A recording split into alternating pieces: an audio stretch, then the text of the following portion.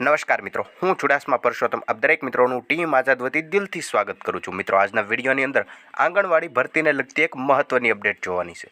જ્યાં મિત્રો આંગણવાડી ભરતીની અંદર જે પ્રોવિઝનલ મેરિટ લિસ્ટ જાહેર થયું તે મેરિટ લિસ્ટની અંદર જે મહિલા ઉમેદવારનું નામ છે તેમને ડોક્યુમેન્ટ વેરિફિકેશન માટે જવાનું થશે। તો તેમના ફોન આવવાનું હાલ ચાલુ થઈ ગયેલું છે। જે મિત્રો જે મહિલા ઉમેદવારનું ડોક્યુમેન્ટ વેરિફિકેશન માટે નામ પસંદ થયેલું છે તેમણે જે ફોર્મ ભરતી વખતે મોબાઈલ નંબર આપેલો હતો તે મોબાઈલ નંબરની અંદર ફોન આવે છે અને ફોનમાં જણાવે છે કે કઈ જગ્યાએ તેમને ડોક્યુમેન્ટ વેરિફિકેશન માટે જવું, તદુપરાંત કયા ડોક્યુમેન્ટ સાથે લઈ જવા અને કેટલી તારીખે જવું। શું તમારે પણ ડોક્યુમેન્ટ વેરિફિકેશન માટે ફોન આવ્યો છે અને કયા ડોક્યુમેન્ટ સાથે લઈ જવા? આ તમામ માહિતી છે તે આપણે વિડીયોની અંદર ખાસ જોવાની છે।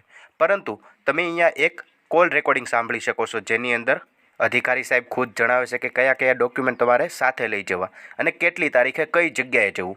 સૌપ્રથમ તમે આ સાંભળી શકો છો। ઓકે, હવે દક્ષાબેને તેડાગર માટે અરજી કરેલી છે ને? હા। હવે 15 તારીખને સોમવારે ડોક્યુમેન્ટ વેરિફિકેશન માટે હાજર રહેવાનું છે। ઓકે, વાંધો નહીં। કઈ જગ્યાએ? સોમવારે 11 વાગે આપણે ગાંધીબાગ આગળ જૂનું કોર્ટ બિલ્ડિંગ છે ને, ત્યાં ઉપરના માળે તમામ ઓરિજિનલ ડોક્યુમેન્ટ જે એને ભરતી વખતે અરજી કરેલી હોય ને એમાં અપલોડ કરેલા હોય તમામ ઓરિજિનલ ડોક્યુમેન્ટ અને એની તમામની 2 નકલમાં ઝેરોક્સ, 2 નકલમાં બધાની 2 ઝેરોક્સ, હા, ઓરિજિનલની તમામની ઝેરોક્સ હો, આધાર કાર્ડ સહિત અને એને અરજી કરતી વખતે જે પ્રિન્ટ લીધી હોય એ પ્રિન્ટ સહિત। ઓકે, પ્રિન્ટ લાવવી જોશે? હા, પ્રિન્ટ 2 નકલમાં।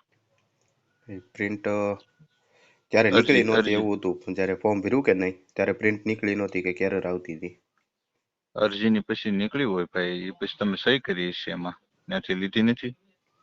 નહીં નથી લીધેલી ફોર્મ ભર્યા હવે એને, પછી। હા, એ ભાઈને જ્યાં ફોર્મ ભર્યું ને પૂછી લેજો, નહીતર પછી અહીંયા આવજો, ઓલું થાય તો કંઈક કરશું, બરોબર?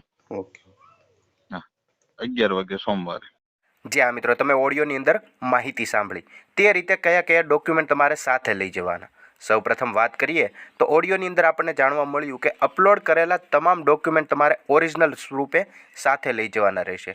તદુપરાંત તમામ ડોક્યુમેન્ટની 2 ઝેરોક્સ તમારે સાથે કરવાની રહેશે અને ફોર્મ ભરતી વખતે જે તમે ફોર્મ ભર્યું અને જે અરજીની પ્રિન્ટ આપેલી છે તે અરજીની પ્રિન્ટની પણ તમારે 2 કોપી સાથે લઈ જવાની રહેશે, તે કમ્પલસરી છે।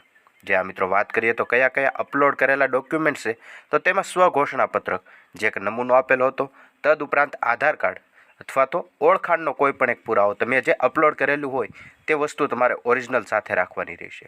તદુપરાંત જન્મ તારીખનો દાખલો અથવા શાળા સોળિયાનું પ્રમાણ અથવા તો ધોરણ 10નું ક્રેડિટ સર્ટિફિકેટ, જે ડોક્યુમેન્ટ તમે અપલોડ કરેલું હોય તે તમારે કમ્પલસરી સાથે રાખવાનું રહેશે। ત્રીજા નંબરની વાત કરીએ તો મામલતદાર શ્રી દ્વારા જે આપવામાં આવેલું સ્થાનિક રહેઠાણ અંગેનું પ્રમાણપત્ર છે તેમને તમારે કમ્પલસરી સાથે રાખવાનું રહેશે।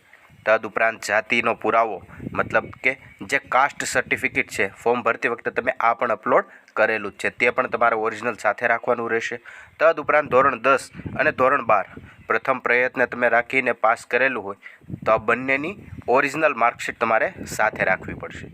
જ્યાં મિત્રો આટલા ડોક્યુમેન્ટ તમારે સાથે રાખવાના રહેશે। તદુપરાંત આ તમામ ડોક્યુમેન્ટની 2 ઝેરોક્સ સાથે રાખવાની રહેશે અને ફોર્મ ભરીને તમને જે અરજી આપવામાં આવેલી હતી, અરજીની પ્રિન્ટ આપવામાં આવેલી હતી તે પ્રિન્ટની પણ 2 નકલ તમારી સાથે રાખવાની રહેશે। તો શું તમારે પણ ડોક્યુમેન્ટ વેરિફિકેશન માટે ફોન આવ્યો છે? અને ફોન ના આવ્યો હોય તો ચિંતા કરવાની જરૂર નથી, કારણ કે તમારા એમાં પણ ફોન કરીને તમને જાણ કરવામાં આવશે કે તમને કેટલી તારીખે ડોક્યુમેન્ટ વેરિફિકેશન માટે બોલાવવામાં આવશે। અને આવી માહિતી દરરોજ મેળવવા માટે હમણાં જ ચેનલને તમે સબસ્ક્રાઈબ કરી શકો છો।